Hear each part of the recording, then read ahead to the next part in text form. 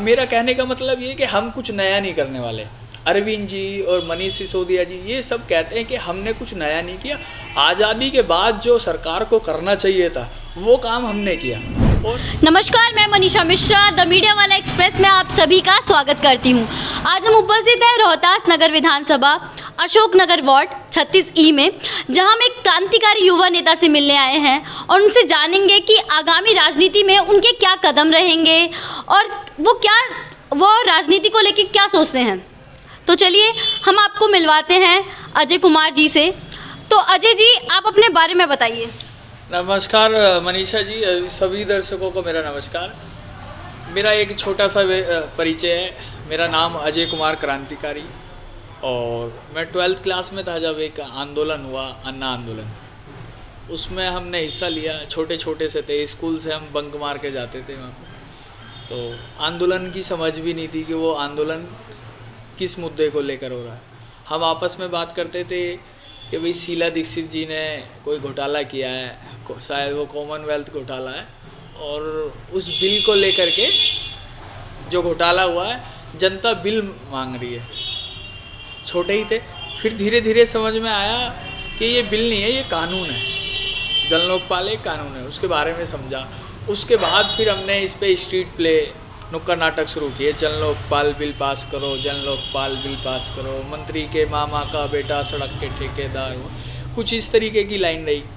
फिर सफ़र रहा कि दामनी जैसा जो आंदोलन रहा, उसमें हमने सक्रिय रूप से कोशिश की, भाग लिया, स्ट्रीट प्ले दिखाए। तो मेनली हमारा स्टार्टिंग से स्ट्रीट प्ले से शुरुआत हुई। उसके बाद फिर पार्टी बनी। पार्टी में भी हमने कहीं ना कहीं हर चुनाव में थोड़ा बहुत अपना काम किया, छोटा छोटा। तो उसके बाद फिर इस दौरान पढ़ाई भी बीच में छूट गई थी, और 2017 में फिर मैंने फिर से पढ़ाई शुरू की, बैचलर ऑफ सोशल वर्क। मैंने सेकंड ईयर में पॉलिटिकल ऑनर्स में छोड़ दिया था। ऐसा नहीं कि किसी नेता ने कहा था, मैंने खुद की इच्छा से, कुछ ऐसा माहौल क्रिएट हो गया मेरे आसपास, मुझे ऐसा लगा कि भाई पढ़ाई करके नहीं होना कुछ भी, इस तरीके से। तो अब मैं बैचलर ऑफ सोशल वर्क कर चुका हूँ, और मास्टर के लिए मैं तैयारी कर रहा हूँ, और इलेक्शन की भी तैयारी चल रही है।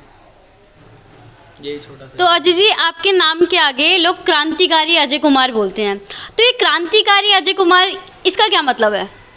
ये शायद इसलिए रख दिया गया है कि हम हर क्रांति की आवाज़ में हमारी आवाज़ रहती थी। दिल्ली के हर आंदोलन में हम शरीक हुए हैं, चाहे वो दामनी आंदोलन ले लो, गुड़िया आंदोलन ले लो। जब 4 साल की बच्ची के साथ, आपको याद हो 2013 के करीब में 4 साल की बच्ची के साथ गांधीनगर में दुष्कर्म हुआ था। हमारी एक बहन के ऊपर एसीपी ने थप्पड़ मारे उनको, तो हमने उसकी आवाज़ और बुलंद की।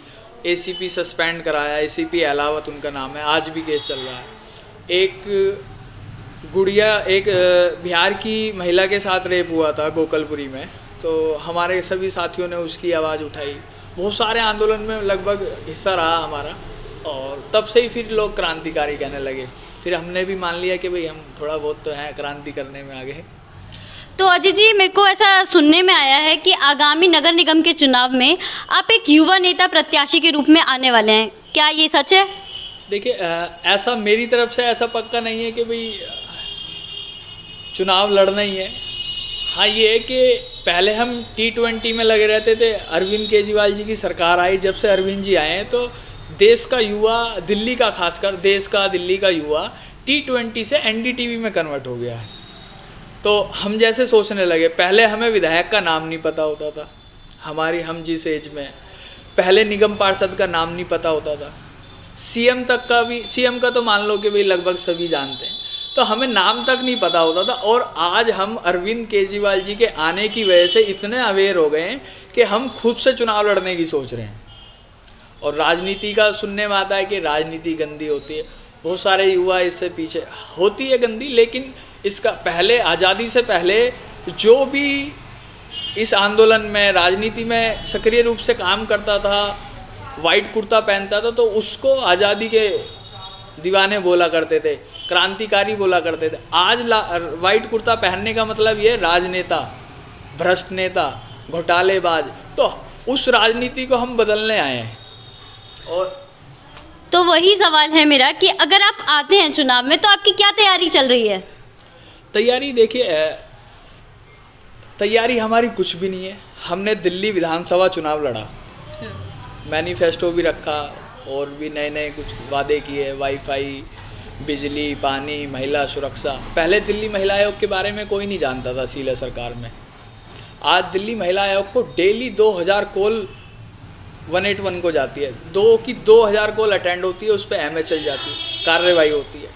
तो मेरा कहने का मतलब ये कि हम कुछ नया नहीं करने वाले। अरविंद जी और मनीष सिसोदिया जी ये सब कहते हैं कि हमने कुछ नया नहीं किया।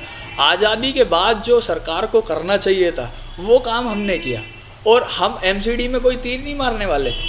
जो काम एमसीडी का रहेगा, भाई लेंटर माफिया इन्होंने मचा रखा है।